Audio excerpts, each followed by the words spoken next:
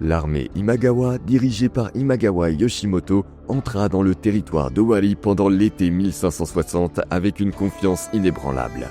Avec plus de 25 000 soldats sous ses ordres, Yoshimoto considérait la province comme un obstacle mineur dans sa marche vers Kyoto, où il voulait consolider son emprise sur le shogunat Ashikaga.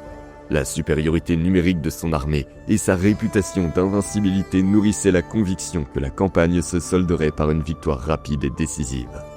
Les troupes d'Imagawa avancèrent avec discipline et ordre, convaincus qu'une force écrasante suffirait à vaincre toute résistance. Le plan de Yoshimoto était simple, capturer les châteaux stratégiques en chemin, éliminer toute opposition locale et sceller le contrôle de l'Owari avant de se rendre à Kyoto.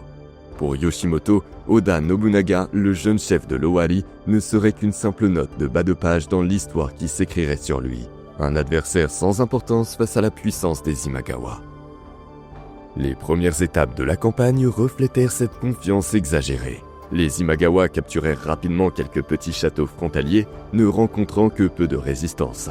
Cette apparente facilité renforça la conviction que la défaite de Nobunaga était inévitable.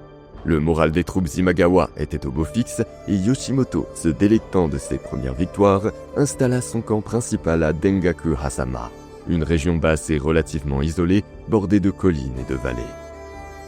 Tandis que les Imagawa se régalaient de leur première conquête, Nobunaga et ses vassaux les observaient attentivement.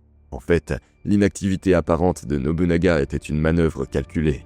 Il savait qu'un affrontement direct serait fatal à son armée, compte tenu des différences numériques, mais il savait aussi que la confiance exagérée de Yoshimoto offrait une vulnérabilité à exploiter. La différence de nombre entre les deux armées était écrasante. Avec environ 3000 soldats, Nobunaga ne pouvait rêver de tenir tête à la puissance des Imagawa dans une bataille conventionnelle. Selon la doctrine militaire de l'époque, face à une force supérieure, le défenseur devait se retirer dans une position fortifiée et attendre l'ennemi avec l'avantage des murs. Mais Nobunaga n'était pas un chef orthodoxe. Alors que ses conseillers conseillaient la protection de châteaux stratégiques, il prépara un plan que peu de gens auraient osé envisager, une attaque. Alors que les Imagawa prenaient pied à Dengaku-Hasama, ses troupes commencèrent à se détendre. La victoire semblait si certaine que les commandants ne prirent pas de précautions contre les attaques surprises. Des banquets furent organisés et l'armée se comporta comme si la bataille avait déjà été gagnée. Cette négligence se révélera fatale, car Nobunaga était sur le point de réaliser l'impossible. Nobunaga comprit que seule une action audacieuse pouvait changer le cours de la bataille. Il décida de lancer une attaque surprise sur le camp principal d'Imagawa, une manœuvre risquée qui exigerait rapidité, précision et le plus grand secret. Nobunaga comptait sur les informations cruciales obtenues par ses espions qui avaient identifié la position exacte du camp de Yoshimoto et les points vulnérables de l'armée ennemie. La chance joua également en faveur de Nobunaga. Alors qu'il préparait ses troupes, une forte tempête s'abattit sur la région de Dengaku-Hasama. Nobunaga comprit rapidement que l'orage pouvait être son allié, dissimulant les mouvements de ses forces et déconcertant l'armée d'Imagawa. Sous le couvert de la pluie et de l'obscurité, il dirigea personnellement ses hommes à travers les vallées et les forêts, utilisant furtivement le terrain accidenté pour dissimuler leur approche. L'assaut fut orchestré avec précision. Alors que les troupes de Nobunaga sortaient de leur cachette, la confusion s'empara du camp Imagawa. Dans un premier temps, le haut commandement Imagawa pensait que cette agitation était le résultat d'un combat entre différentes divisions de leur armée, ce qui retardait la réaction à l'attaque surprise. Complètement pris au dépourvu, les soldats ennemis, dont beaucoup étaient encore distraits par les banquets et les célébrations, se trouvèrent impuissants à réagir de façon cohérente. Nobunaga chargea avec une férocité impitoyable, se concentrant sur la déstabilisation du centre de commandement de Yoshimoto. Imagawa et Yoshimoto, d'abord incapable de saisir la gravité de la situation, tenta d'opposer une résistance dans le chaos qui s'ensuivit. Avec ses gardes personnels, Yoshimoto pensait que l'agitation serait rapidement maîtrisée et, revêtant son armure ornée, il s'avança avec confiance dans le camp. Mais il se retrouva bientôt encerclé par l'avancée incessante des troupes de Nobunaga. Affolé par la confusion et la tempête qui réduit la visibilité, Yoshimoto subit l'assaut de soldats ennemis qui prirent d'assaut le centre de commandement. Il tenta d'abord de riposter en brandissant son épée et en restant sur ses positions de chef, mais il finit par être terrassé par une série de coups rapides et mortels. Ce chef, qui avait marché avec tant d'audace vers Owari, gisait maintenant sur le sol boueux de Dengaku Hazama, victime de sa propre arrogance et du génie de Nobunaga. La mort de Yoshimoto entraîna l'effondrement total du camp d'Imagawa. Privés d'une direction claire, les troupes paniquèrent et s'enfuirent dans toutes les directions, abandonnant leurs armes et leurs provisions. De nombreux alliés d'Imagawa, sentant la défaite inévitable, désertèrent ou se rendirent aux forces de Nobunaga.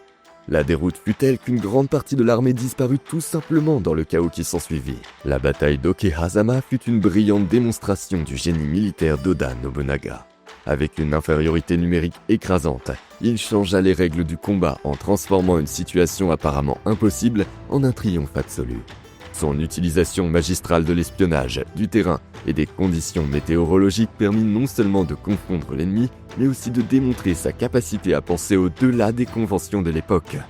Nobunaga défia l'orthodoxie militaire par une audacieuse attaque surprise, exécutée avec une précision impitoyable.